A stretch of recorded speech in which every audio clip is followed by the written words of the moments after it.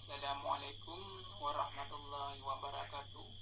Salam sejahtera, semoga limpah dan rahmat, taufik dan hidayah selalu tercurahkan untuk kita semua. Dan salam sejahtera untuk semuanya. Dalam bab video ini saya sedikit menjelaskan tentang hulul, pengertian hulul dan ijtihad. Bagaimana yang pengertian hulul?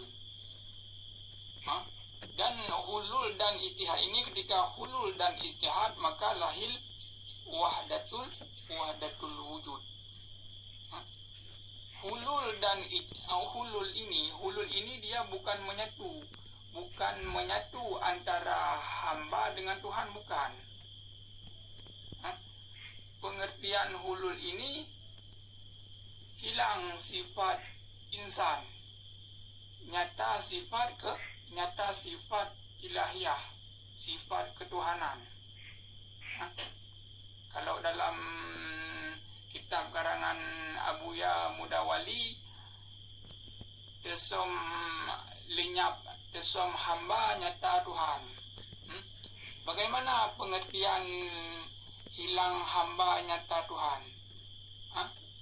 Lenyap sifat kemanusiaan, lenyap, nyata sifat ketuhanan. Mana yang dikatakan nyata sifat ketuhanan? Rahman dan Rahim, kasih dan sayang, sifat keelokan dinyatakan kepada insan ketika insan telah lenyap, telah fana, hilang sifat kemanusiaannya. Itu yang dikatakan hulul, bukan menyatu. Kalau menyatu, kalau contoh hamba satu, Tuhan satu, menyatu mustahil. Karena hamba ini dia baru, insan ini dia baru, sedangkan Tuhan ini kadim. Tak mungkin yang baru dapat menyatu dengan yang kadim, tak mungkin, mustahil. Bermakna kalau insan tubuh kasar ini dia baru, berubah-ubah, baru, dia tidak kadim. Yang kadim Allah. Kalau ruhani ini dia bukan baru, bukan kadim. Kalau ruh ini dia bermakna yang dikadimkan. Dia kan beda antara kadim dengan yang dikadimkan. Kalau Allah kadim, kalau ruh itu dia dikadimkan. Ruh dikadimkan. Kalau jasad insan dia baru, berubah-ubah. Dari kecil, besar, dewasa, tua. Habis tua, habis. Kembali, inna lillahi wa inna ilaihi raji'un. Itu insan, tubuh kasar. Kalau ruh ini dia bisa dikatakan, ruh ini dia semi kadim, tapi bukan kadim. Semi kadim, bermakna semi ini dia 50% kadim. Sebab itu ruh itu sifat yang dikadimkan, bukan kadim, sifat yang dikadimkan ruh. Kalau Allah kadim, ruh ini yang dikadimkan.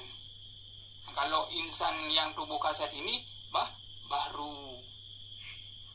Jadi pengertian hulul ini bukan menyatu antara tubuh kasar dengan yang kadim, bukan.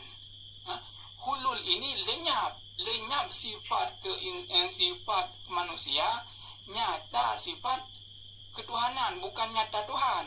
Apa juga? Nyata sifat ketuhanan. Ini beza dia ya, antara nyata Tuhan dengan nyata sifat ketuhanan. Jadi bukan nyata Tuhan, nyata sifat ketuhan, nyata sifat Allah, nyata sifat Allah, sifat kamal, jalal, kahar, kamil. Kalau pada Rasul dulu dikatakan mukjizat, mukjizat. mukjizat ini dia bukan sifat insan dan bukan sifat nabi. Mukjizat ini dia sifat ilahiyah. Mukjizat ini sifat ilahiyah. Ketika kalau dulu Rasul telah menyerahkan, telah pasrah, tawakal sehabis-habisnya, telah diserahkan kepada Allah, maka diberi dinyatakan kebesaran dan keagungan Allah ketika tadi sudah tawakal dan berserah diri. Contoh seperti Nabi Musa ketika dikejar oleh Fir'aun. Ketika dikejar oleh Fir'aun, dia menyerahkan diri, pasrah. Ketika pasrah menyerahkan diri, maka dinyatakan sifat ilahiyah, kebesaran dan keagungan Allah. Di isyarah pada Musa dengan tongkat terbelah laut. Yang sebenarnya yang membelah laut itu bukan Musa dan bukan tongkat Musa. Apa juga? Sifat ilahiyah. Sifat ketuhanan. Lahirnya ada pada secara syariat lahir pada Musa. Secara hakikat Musa sudah lenyap, dia sudah menyerahkan, sudah berserah diri.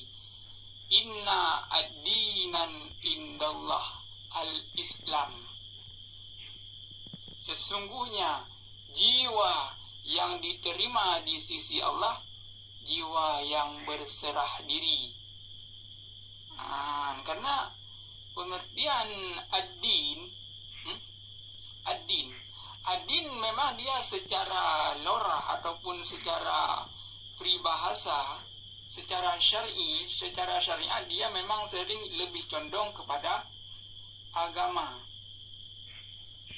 Kalau di situ tafsirnya agama yang diterima di sisi Allah, agama Islam, itu secara syar'i. Secara hakiki, ad-din ini dia lebih condong kepada ruh, kepada jiwa. Ad-dinul Islam, jiwa yang berserah diri. Karena dia ad-din lebih condong kepada jiwa. Contoh, kata Rasulullah, barang siapa telah menikah telah menyempurnakan separuh din, separuh jiwanya.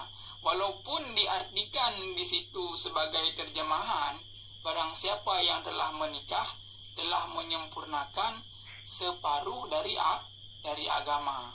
Tapi yang makna hakiki, barang siapa yang telah menikah telah menyempurnakan separuh jiwanya.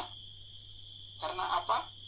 Karena kekasih kita ini dia bukan belahan agama, belahan jiwa.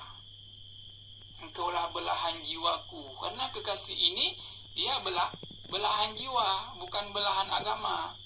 Jadi barang siapa yang telah menikah telah menyempurnakan separuh dari jiwanya. Separuh dari jiwanya.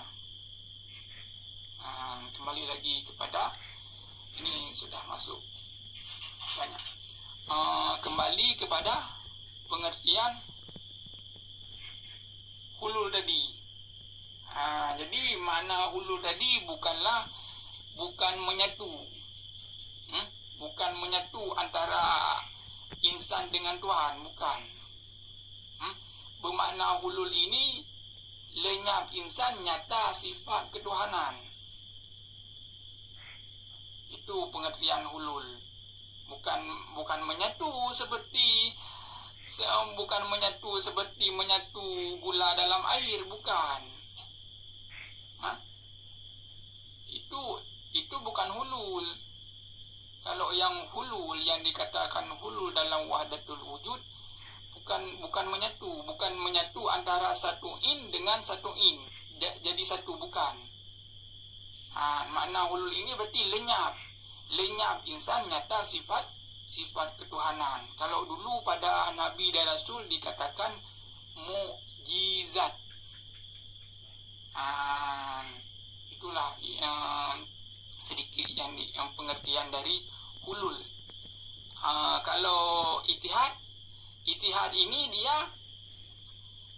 dia beda-beda tipis antara pengertian hulul tadi. Kalau hulul ini bermakna lenyap. Jadi menafikan dari la kadirun, la muridun, la alimun, la hayyun, la sami'un, la basirun, la mutakalimun. Hilang tubuh, hilang nama, hilang rupa, fana bilah zat Allah. Ketika dinyatakan tadi diberi kebesaran, dinyatakan daripada insan yang telah fana, diberi hak Muhammad, dikatakan itihad. Itihad ini seperti contoh Musa tadi, isyarah Musa tadi mencampak tongkat dia itu pada air terbelah. Itihad ini bukan itihad bukan bermakna Tuhan menjelma jadi hamba, bukan. Itu salah. Bermakna kalau itihad ini bukan Tuhan menjelma menjadi hamba, bukan. Itihad ini adalah dinyatakan sifat kebesaran dan keagungan Allah itu pada hamba yang telah lenyap, yang telah fana telah hilang sifat kemanusiaan. Dikatakan itihad. Itu pengertian itihad dan hulul. Kalau hulul tadi bermakna dia lenyap, hilang tubuh, hilang nama, hilang rupa, fana bilah rahasia Allah. Ketika diturunkan, dinyatakan sifat tadi, karena dia sudah hilang sifat kemanusiaan dia, dinyatakan sifat keilahan, sifat ilahiyah. Kalau pada Rasul dikatakan mukjizat.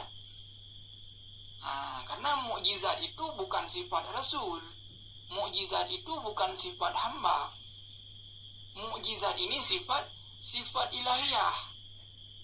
Seperti Nabi Isa menghidupkan orang mati. Siapa sifat itu? Bukan sifat Nabi. Sifat Nabi aradul basyariyah. Bersifat seperti sifat kemanusiaan. Berjalan di pasar, berniaga dan sebagainya. Itu harus. Itu sifat Nabi. Harus. Aradul basyariyah. Harus bersifat seperti sifat kemanusiaan. Ketika dia telah fana dari sifat kemanusiaan, sifat apa? Ketika telah fana sifat insaniah, berarti dia sifat ilahiyah. Jadi Rasul itu ilahiyah kah? Bukan ilahiyah, apa juga sifat ilahiyah. Telah ketika dia telah fana, ketika dia telah tiada dalam iktikad yang hak, yang muwafaqah dengan dalil yang hak, taklid yang sah. Dinyatakan sifat kebesaran Allah tadi. Alif lam mim, nyatalah sifat keelokan dan keindahan itu pada seorang rasul. Sungguh telah ada suri tauladan pada seorang rasul. Karena yang nyata itu sifat ilahiyah untuk membimbing umatnya, sifat jamal, sifat jalal, sifat keelokan, untuk memberi sebagai lampu penerang umat yang masih di alam kegelapan. Nabi dan Rasul itu tetap dia bukan Tuhan. Apa juga ketika dia telah fana kepada sifat insaniah, maka dia yang nyata sifat ilahiyah, bukan ilahiyah, apa juga sifat. Dia beda antara ilahiyah dan sifat ilahiyah. Sifat ilahiyah Beda dia antara ilahiyah dan sifat ilahiyah. Kalau ilahiyah ini Tuhan, kalau sifat ini sifat ketuhanan. Seperti Nabi Isa menghidupkan orang mati, itu kan mukjizat. Mukjizat itu sifat ilahiyah, sifat ketuhanan. Kalau sifat Nabi mana bisa menghidupkan orang mati? Seperti Nabi Muhammad, isyarah bulan terbelah menjadi dua. Mukjizat. Siapa sifat itu? Sifat ilahiyah. Nabi itu ilahiyah kah? Bukan. Sifat ilahiyah. Ketika dia telah hulul, telah fana, dan nyata itihad, dikatakan wahdatul wujud.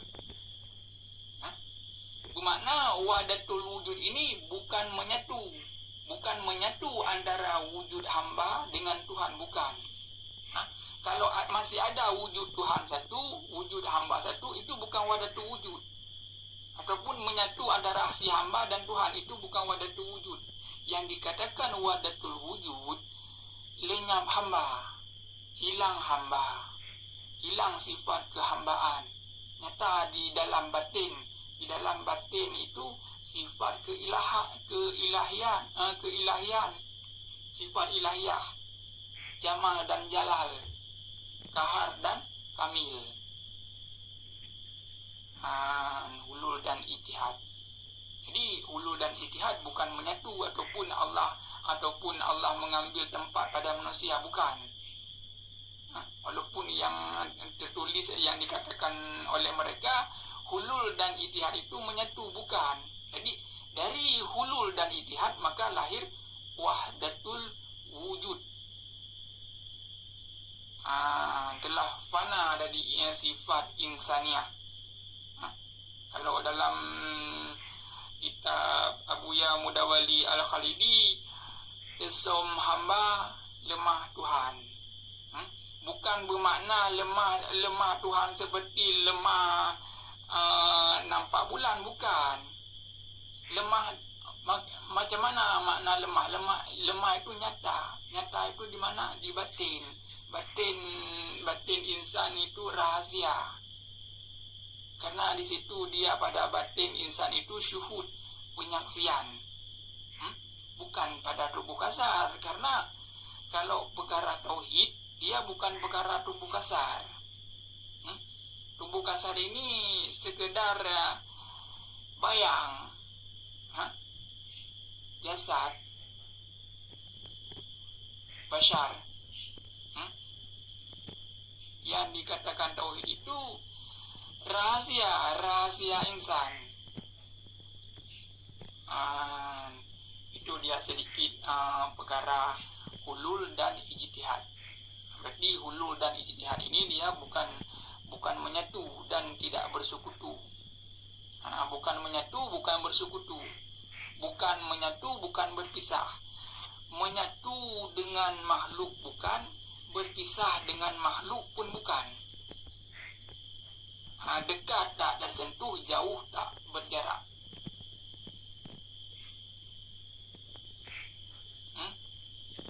Karena dekat, lebih dekat dari kuku, lebih dekat dari urat. Dekat tidak bisa kita ungkapkan dekat. Karena yang dikatakan wahdatul wujud bukan menyatu antara hamba dan Tuhan. Bukan menyatu antara seperti orang beri contoh antara air dan minyak. Ini satu in air, ini satu in minyak. Jadi ini sudah ada dua in. Ini bukan dikatakan wahdatul air lenyap dan air masuk dalam minyak, minyak masuk dalam air. Ini dikatakan campuran antara dua benda. Ini bukan wahdatul wujud.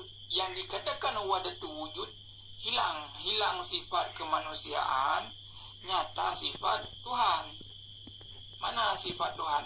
Rahman dan Rahim, kasih dan sayang, keelokan, jamal dan jalal.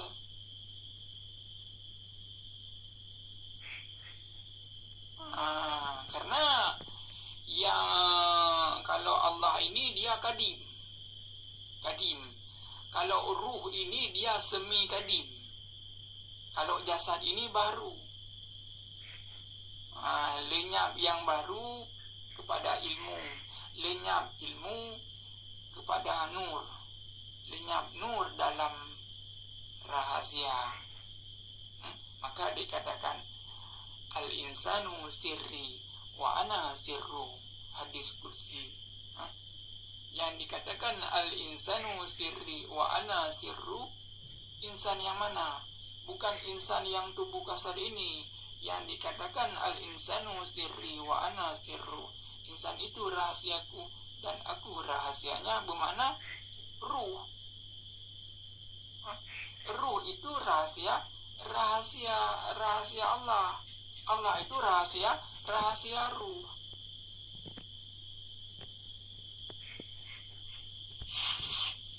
Begitulah pengertian antara sedikit pemahaman antara hulul dan ijtihad.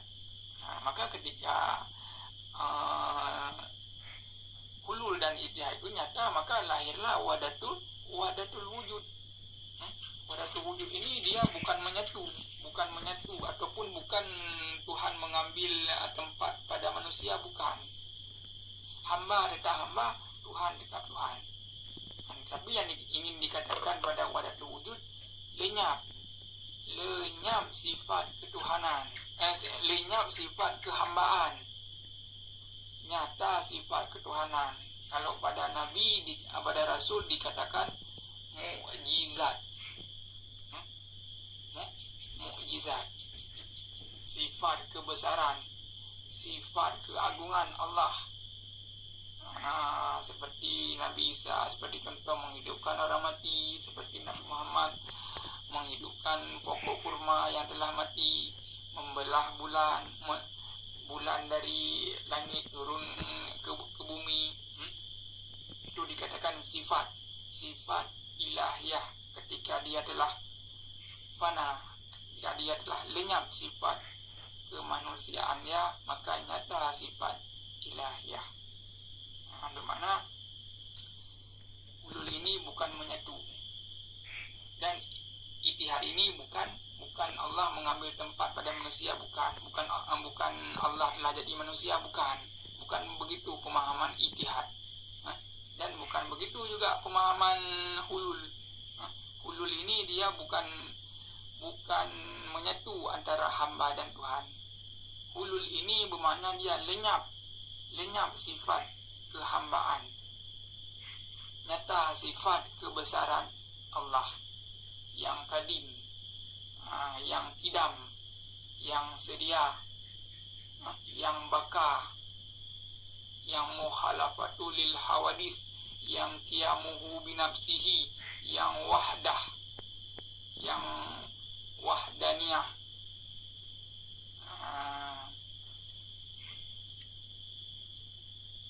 Hamba ini cuma sekedar cerita, skenario yang telah diaturnya. Hamba ini cuma sekedar ceritanya. Kita bukan dia, dia bukan kita.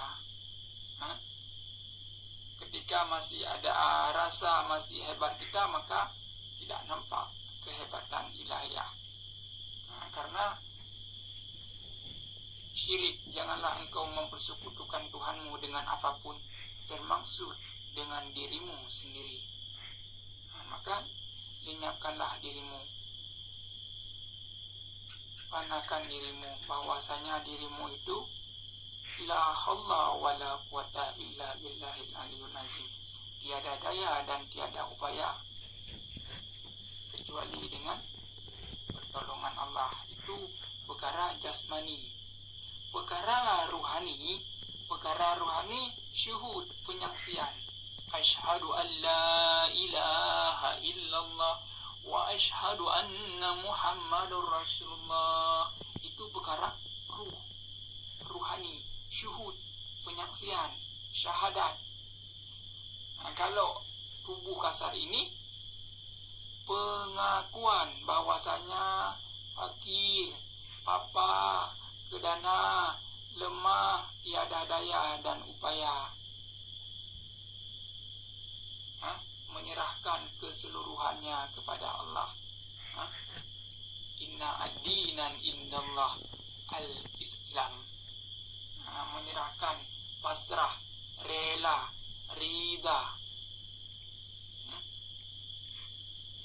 Karena yang sulit ini adalah pasrah. Yang sulit ini menyerah.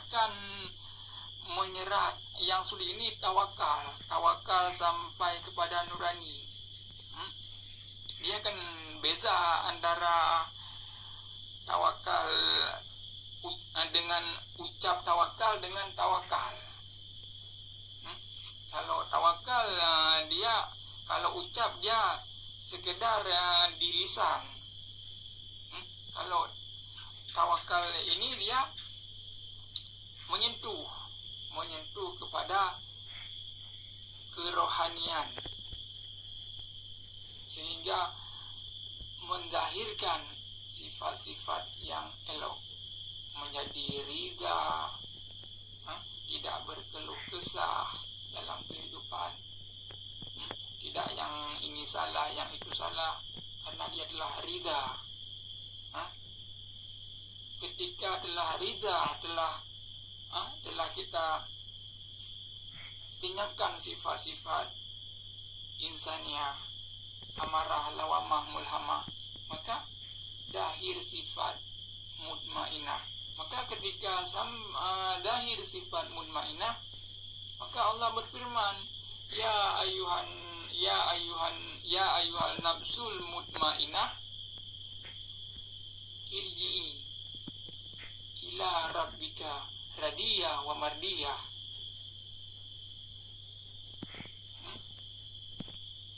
Wahai jiwa yang tenang, yang telah tidak ada keluh dan gelisah, kembalilah engkau kepada Tuhanmu.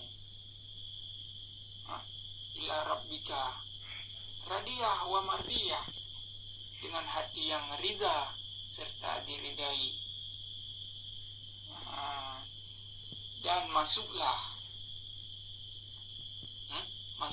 kepada hambaku, ibadah yang selalu ibadah, yang telah berbakti, yang telah ibadah, selalu dalam ibadah.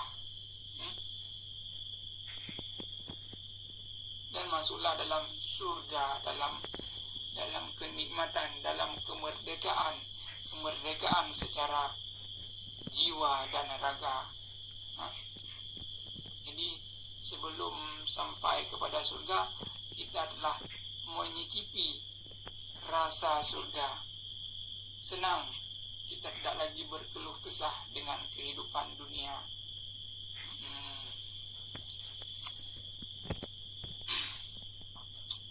Mungkin ini sedikit saja video yang dapat saya sampaikan. Lebih dan kurang saya mohon maaf. Wabillahi taufiq wal hidayah. Assalamualaikum warahmatullahi wabarakatuh.